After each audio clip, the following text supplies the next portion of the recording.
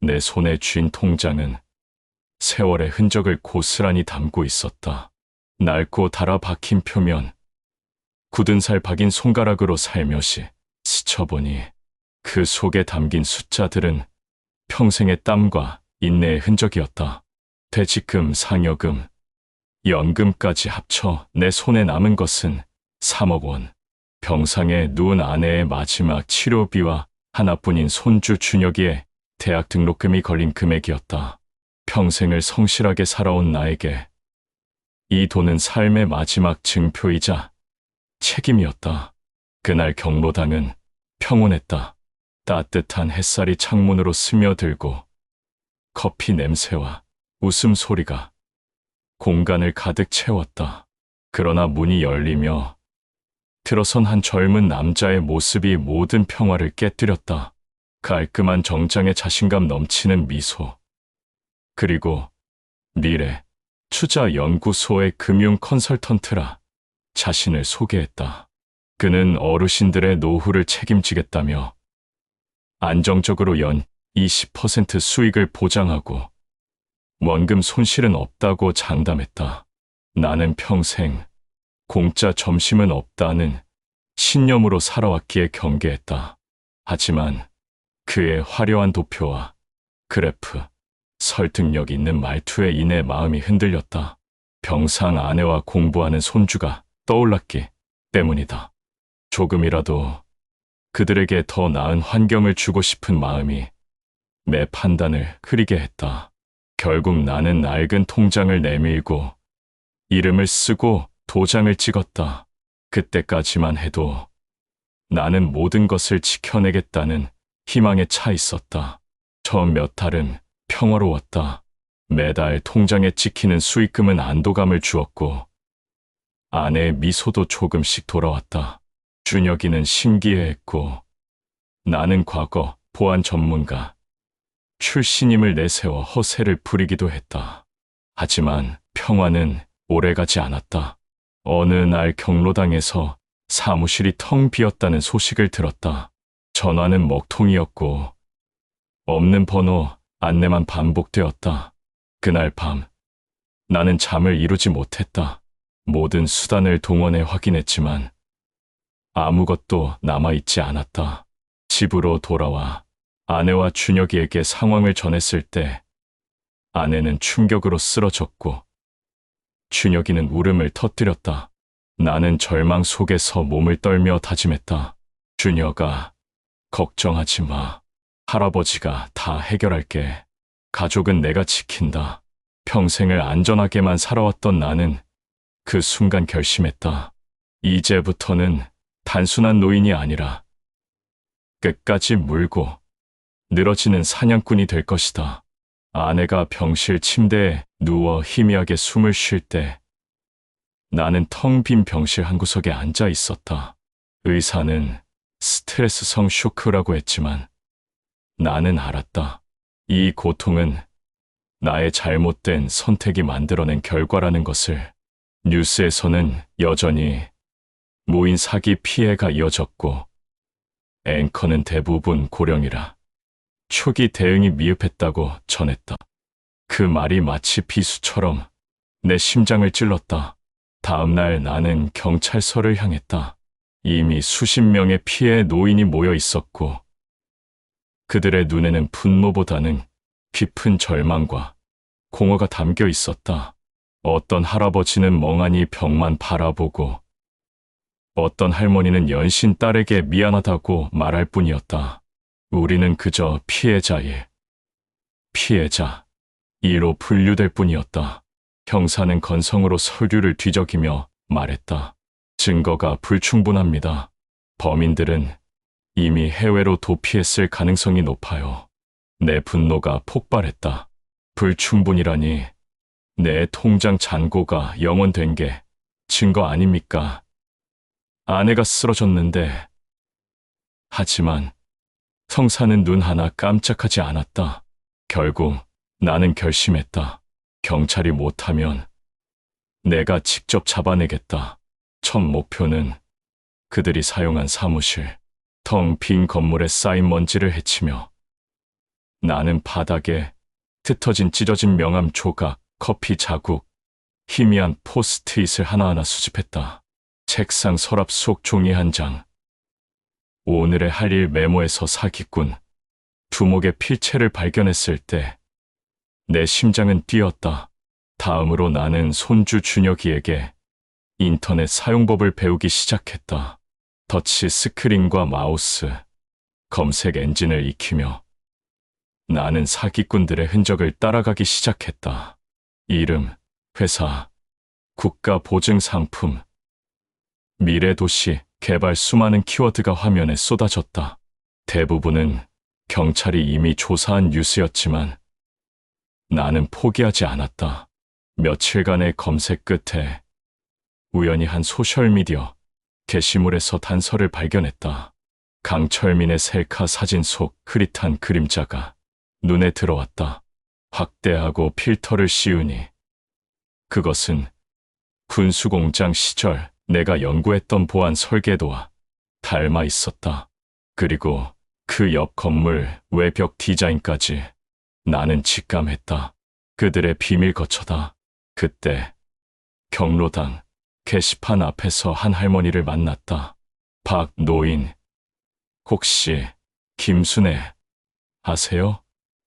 그녀도 피해자였다. 눈가가 붉어 손주가 서울대에 갈 기회를 빼앗겼다고 했다. 나는 자신도 모르게 그녀의 손을 잡았다. 그리고 작은 동맹이 결성되었다. 김순애, 72세. 나와 함께 사기꾼들을 추적할 동료가 된 것이다.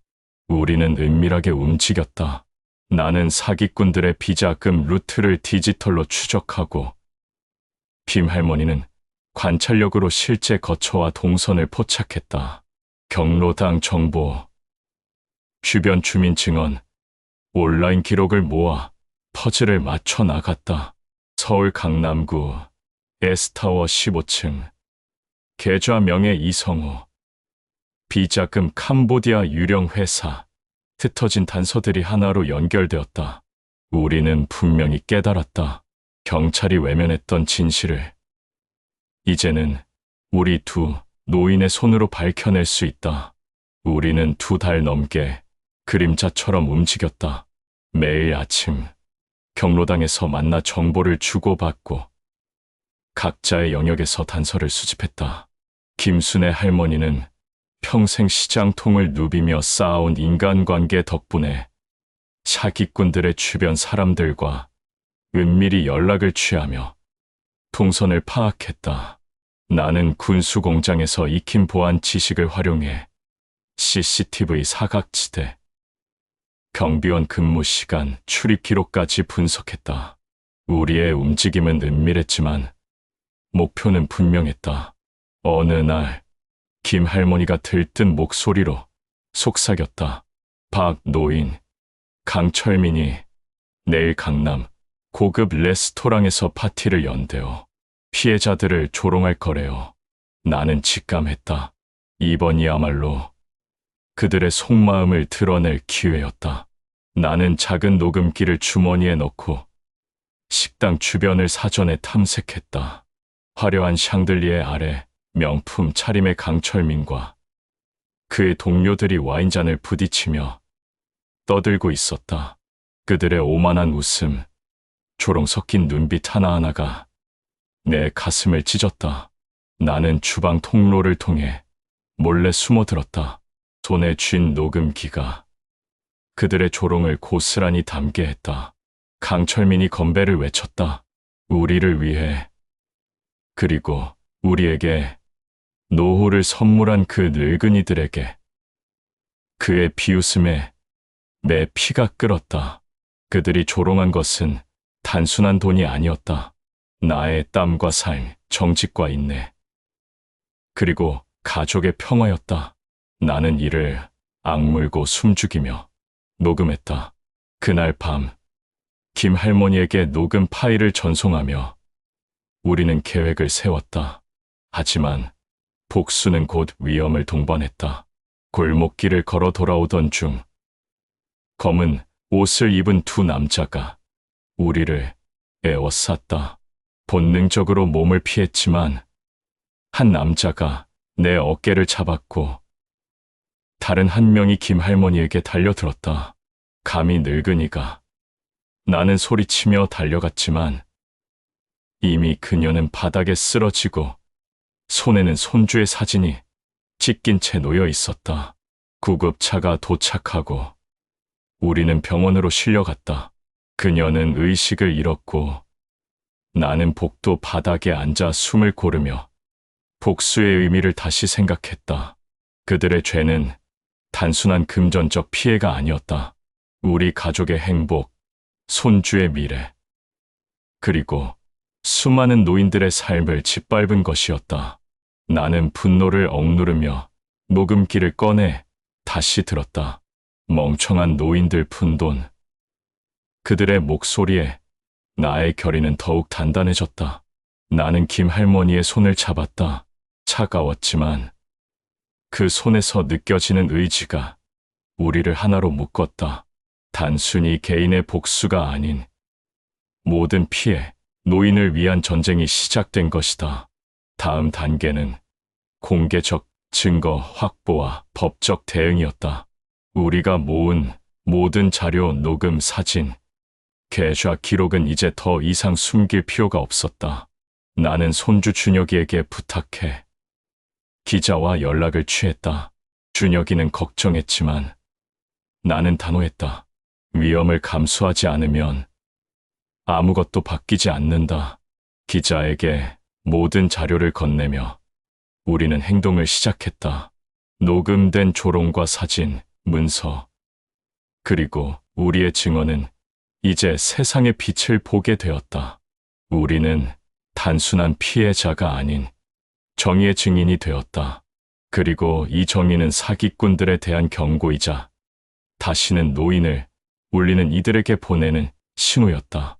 김순의 할머니가 병실에서 의식을 회복하는 동안 나는 밤을 새워 그녀의 곁을 지켰다. 경찰은 느린 대응과 형식적인 조사만 반복할 뿐 우리에게 기대할 수 있는 도움은 없었다. 나는 결심했다. 이제는 직접 행동할 시간이다. 이 모든 사실을 세상에 알리고 강철민 일당의 추악한 실체를 폭로해야 했다. 그들의 무책임과 오만이 더 이상 반복되지 않도록 나는 그들의 죄를 만천하에 드러낼 준비를 했다. 손주 준혁이에게 연락해 지역 방송국 탐사보도 피맥 기자를 수소문했다. 준혁이는 걱정스러운 얼굴로 할아버지, 위험해요. 혼자서 하지 마세요라고 말했지만 나는 단호했다. 위험을 감수하지 않으면 아무것도 변하지 않는다. 이제 와서 내 삶에 잃을 것은 없다. 준혁이는 잠시 주저했지만 결국 내 결심을 존중했다. 기자를 만난 첫날 그는 반신반의하는 태도로 나를 바라보았다. 노인분, 정말 이 자료가 믿을 만합니까? 나는 담담히 말했다. 제가 지난 2달 동안 수집한 자료입니다. 사기꾼들의 계좌 내역, 위조 투자 문서, 그들의 호화로운 파티 사진, 그리고 레스토랑에서 녹음한 조롱 섞인 목소리까지 모두 있습니다. 기자의 눈빛이 점점 진지해졌다. 그는 자료를 받아들고 함께 피해자들을 만나러 갔다. 경로당에는 이미 수십 명의 피해 노인들이 모여 있었다. 그들의 얼굴은 분노와 절망으로 얼룩져 있었지만 지금 이 순간만큼은 하나의 목소리로 세상을 향해 외칠 준비가 되어 있었다.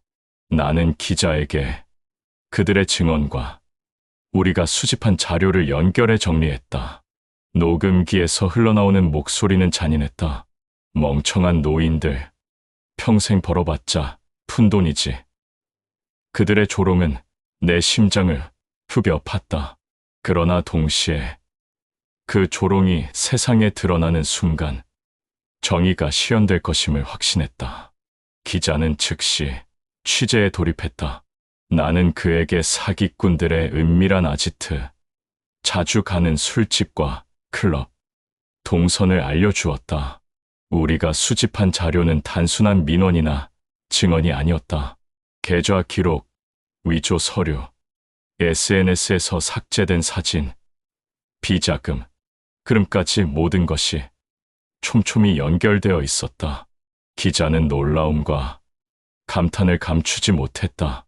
이 정도면 탐사팀이 몇 달 동안 조사해도 못 찾는 수준인데요. 나는 씁쓸히 웃으며 말했다. 평생 살아온 기술입니다. 이제는 가족과 정의를 지키는 도구가 됐을 뿐이죠. 드디어 보도 당일, 아내의 병실에서 텔레비전을 켰다. 뉴스 화면에는 강철민의 얼굴이 크게 비쳤고, 기자는 침착하지만 강한 어조로 보도를 시작했다. 사기의 행각과 피해자들의 참혹한 현실, 그리고 레스토랑에서 녹음된 조롱 섞인 음성까지 그대로 공개됐다. 아내는 잠결에 눈을 뜨고 화면을 바라보았다. 나는 그녀의 손을 잡았다. 눈빛 속에 두려움과 안도, 분노가 섞여 있었다. 그 순간 나는 비로소 우리의 싸움이 단순한 복수가 아닌 정의의 시연임을 느꼈다. 보도가 나간 후 소셜미디어는 폭발했다. 피해자들의 사연과 뉴스가 급속히 퍼지며 모인을 울린 사기꾼들이라는 해시태그가 실시간 검색어 상위를 차지했다. 경찰, 금융감독원, 세무서 등 관계기관도 신속히 움직였고 사기꾼들의 계좌는 동결되었으며 출국 금지 조치가 내려졌다. 그들이 도망치려 해도 이제는 숨을 곳이 없었다. 며칠 뒤 경찰서에서 나는 목격자 신분으로 조사를 받고 있었다. 저 멀리서 사이렌을 울리며 경찰차가 다가왔고 그 안에서 내 눈을 의심했다. 수갑에 묶인 강철민과 그의 동료들이었다. 그들의 눈빛에는 오만함 대신 공포와 당혹감이 가득했다. 경찰서 앞에는 경로당 노인들과 피해자들이 모여 분노 섞인 목소리로 외쳤다. 이놈들아, 내 돈 돌려라. 천벌을 받아라. 나는 주머니 속 낡은 통장을 만지며 복수심이 서서히 차가운 정의로 바뀌는 것을 느꼈다. 그들의 체포는 끝이 아니었다. 법정에서의 증언과 자료 제출은 우리 모두의 승리였다. 단순히 돈을 되찾는 것이 아니라 사회에 메시지를 남긴 것이다. 나는 아내와 김할머니, 피해자들을 떠올리며 마음을 다잡았다. 이 반격은 이제 완전히 현실이 되었고 우리의 싸움은 정의의 이름으로 세상에 새겨졌다. 강철민과 그의 동료들이 체포된 후 경찰서 앞은 여전히 소란스러웠다. 피해자들의 분노는 쉽게 가라앉지 않았다.